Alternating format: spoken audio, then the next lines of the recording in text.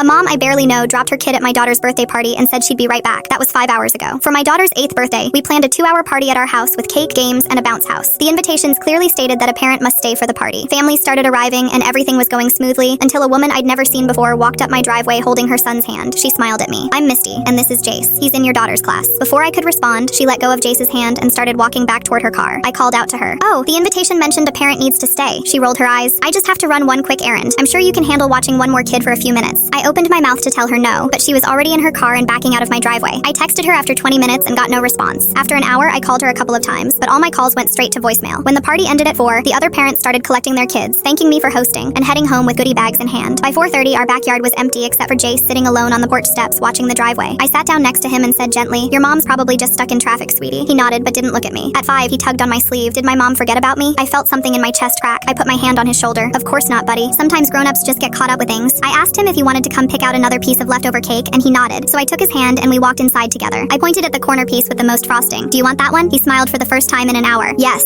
that's the best one." By 6, I had called Misty 11 times with no answer. Jace was curled up on our couch pretending to watch cartoons, but I noticed him glancing at the window every few minutes. My husband pulled me into the kitchen and whispered, "This isn't normal. We need to call someone." I said, "Let's give her one more hour." At 6:45, Jace appeared in the kitchen doorway looking pale. "My tummy feels funny. I need my medicine." I knelt down next to him. "What medicine, buddy?" "The one my mom gives me when I eat too much sugar because of my diabetes." I felt my heart stop. "Jace, where is your medicine?" I asked. "My mom has it in her purse." I grabbed my phone and called 911. The paramedics arrived first and checked Jace's blood sugar while I held his hand. "You're being so brave," I told him. When the police arrived, I showed them every unanswered text and call on my phone. They were still taking my statement when headlights finally swung into the driveway and Misty jumped out of her car. She saw the ambulance and the police cars and immediately started screaming, "What did you do to my son?" She shoved past me and grabbed Jace's arm hard, yanking him away from the paramedic. The officer stepped forward and said firmly, "Ma'am, you need to step back. Your son needed medical attention and you were unreachable for 5 hours." She spun toward me and shouted, "You called 911 on me in front of my kid?" I tried my best to stay calm. "He told me he's diabetic and his medicine was in your purse. I didn't know what else to do." She laughed bitterly. "He's fine. You completely overreacted." The paramedic glared at her. "His blood sugar is over 300. That's not fine." Misty doubled down and snapped, "I know my own kid. That's normal for him." The officer asked her where she had been for the last 5 hours, and she stammered something about her errands taking longer than she expected. He asked her why she never mentioned her son's medical condition to me, and she said, "It's not that serious." He shook his head at her. "Ma'am, turn around and put your hands behind your back. You're under arrest for child abandonment and neglect." As they walked her toward the squad car, she looked back at Jace and yelled, "Jace, tell them mommy loves you." Jace just looked at her and said, "You don't even remember how old I am." Child Protective Services took him that night. Jace is living with his grandmother now.